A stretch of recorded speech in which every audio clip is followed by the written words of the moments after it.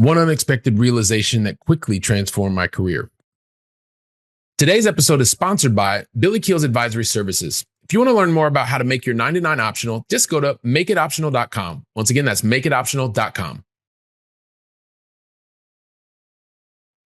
One unexpected realization that quickly transformed my career is for you, especially if you are in your corporate role and you are feeling like you're wasting so much time, you're not focused on the right things, and you are feeling exhausted. Just give me a couple minutes, and by the end of this very brief episode, you're going to understand how this one unexpected realization that happened to me, how it quickly transformed my career, and it happened on the end of my career. So if you're listening to the beginning or the middle of your career, this is going to help to save you some time. And I'm going back to a moment in time where I had just about 2016, 2017, I just finished crushing it at the office. I'd just done over 300% of the sales quota that I had in my corporate role. At home, my portfolio was starting to really move forward. I was just short of 40 doors that I owned 100% of. And I was even in the top talent program at the company that I worked for. They called it something else, but it was top talent. And so every single thing was moving in the right direction. And at the same time, like the thing that I wanted to do, I wanted to keep providing for my family because that's the guy that I am, like wanted to be the provider, wanted to be the reliable one. And there was also this real thing that I probably didn't talk about unless you were really, really close to me. But I did not want to risk the security of my paycheck. And when I say my paycheck, I mean the benefits, I mean the nice German luxury car, I mean the expense account, I mean all of the good things that went with working for a market-leading, industry-leading company in the enterprise software space. Because that's a bubble, and I didn't want to lose it. I was addicted to my paycheck. Like I can look back on that now, and I realized that all the security that came with that, the benefits that came with that, that was the thing that happened. And also there was a lot of it that had to do with reputation. There's just something that was about being and working for a market leading company, being in a global or regional leadership role. And it was, it got to the point where it became addictive, and I started to, I guess the thing is I started to feel guilty about some of the things that were happening, like the businesses I was building on the side, because I was thinking, even though all of these things were happening in the top talent program, overproducing, just done 300%, and things were going on in my business, right? In that side of my life, there was just this thing that was going on because I was thinking, listen, the job paid for today while I'm actually using my time to build my future and build it on my own. And so there was a lot of internal conflict that I was having. There was some, it just felt weird, even though all this stuff was moving in the right direction, because I'd always been taught, go to school, get a good job. And that's what you're going to do for 40 plus years until you retire. And so I had this stuff was gnawing on me because I started thinking to myself, I'm doing all this stuff, but I should just be continuing to work at my job. And I was almost at 40 doors of additional income that was coming in, and I still had this guilt in my gut. And then I started thinking about, I was talking to people that were outside of my corporate circle. They were not in my corporate circle. And I started having different conversations because I was feeling all of this success and still had this knot in my stomach. So I started thinking to myself, well, if I just pick my head up and I look around, I've got colleagues that are here. They're some of them are overproducing. Others were not, but they were going to the gym after work, during work. They were, putting on their shoes or changing their clothes. They were going and taking an hour and a half, taking time away, right? Maybe it wasn't an hour and a half. I don't exactly know the time, but I knew they were leaving. And I know people would run early in the morning. Heck, I was doing that. Or running late at night. Other people play with their pets or putting, pictures all over the internet and showing how much they were having a great time in the backyard with their dog, and other people in their flats with their cats or whatever the case may be, but they were using their time on their own. Other people were going hiking. Almost a decade later, I'm enjoying some of that kind of stuff too. But the thing is that I didn't want to do those things because my time was dedicated to my family. And when it wasn't with my family, I wanted to build a business. And so I started looking, they're choosing to invest their time in their activities. I wanted to invest my time in my activity, which was building a business that went from investing in real estate to then eventually building a business.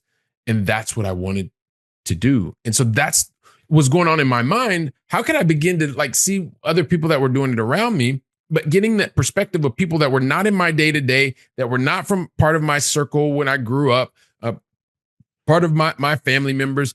I was getting an outside in perspective, and that started to help me realize that the time that others were using to do other things, it was okay for me to use it to build my dream, to continue to escalate, to continue to scale, to continue to scale the business that I wanted to build. That was okay. And so in order to do that, it was a matter of being able to say, what can I do first and foremost? Because I want to be able to stay at the top of being the reliable and being responsible. And at the same time, not having the feeling of guilt that was going on with me, because I was given all of this time, all of my extra hours were going to what I was doing at work because I wanted to continue to perform at work just like I was performing at home. If you feel stuck on like how you can continue to perform, or what are some of the keys that you need to do to perform in your corporate role and things to think about, I did an entire episode on this. Just go listen to episode 484. You can check it out, right? So staying on top of being the responsible one and at the corporate role, I also really wanted to figure out a way, because this was the time I was dedicating time 100% to my employer outside of work when I wasn't with my family. And I wanted to do other things. So I had to figure out how to make in the most optimum way how I could leverage the time and effort of others so that I didn't feel guilty about dedicating more and continued time. Remember, because this was already a track record of success and I still had this weird feeling in my stomach. So I had to figure that out because I couldn't shake the guilt from the watching everybody else do things, and ended up being in a position where I thought, well, I got to figure this thing out. And I just had to deal with the conflict and figure out how I could find the right people, the right who's, right? So that we could continue to scale. And the thing is once I realized, because I know you're waiting, you want to understand like what is the one unexpected realization that quickly transformed my career? Have you noticed what I continue to talk about? This feeling of all of my time where I felt it needed to go because of what I was perceiving as great lifestyle, great benefits, great recognition and reputation. Well, having gone through that, I was very fortunate because I was able to manage the time that I had, right, to be with my family, never miss weekends, was home at night. I kept achieving at work. That was the thing. And even at my office, after I talked about this before too, like getting to the point when I moved one of my last jobs in the last 7 years, started out in a failure event, 48%. But after that, I never went below 100% of what the company expected for me, right? So all these things were moving in the right direction. But here's the thing, and this is why you're sticking around, because I want to share with you that what I realized through this entire thing, and it took me a while because I wasn't taught this way.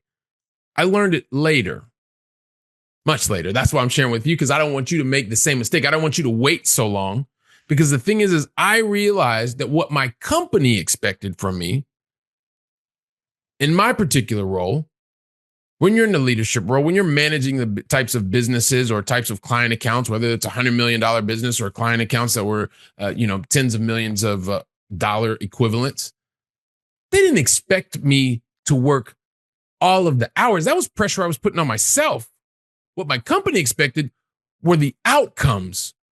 It was me overachieving against the quota, the key performance indicators, the KPIs, the management by objective, the MBOs. Maybe that's the type of role that you're in, but they weren't expecting the hours. That was pressure I was putting on myself.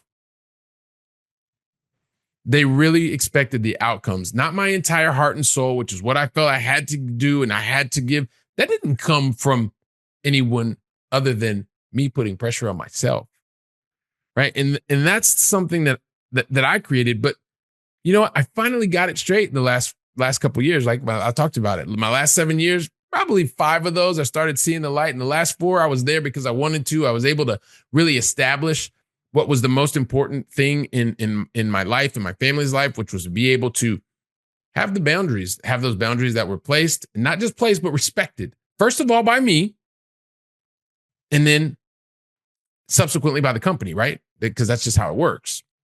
And so that's the unexpected realization that quickly transformed my career. Now, it happened at the end, which is why I'm sharing it with you.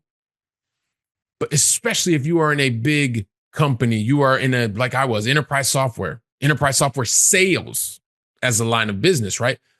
It is about producing output, more outcomes versus hours. That's the realization that helped me. And it changed the entire trajectory of the way that I was living my corporate life.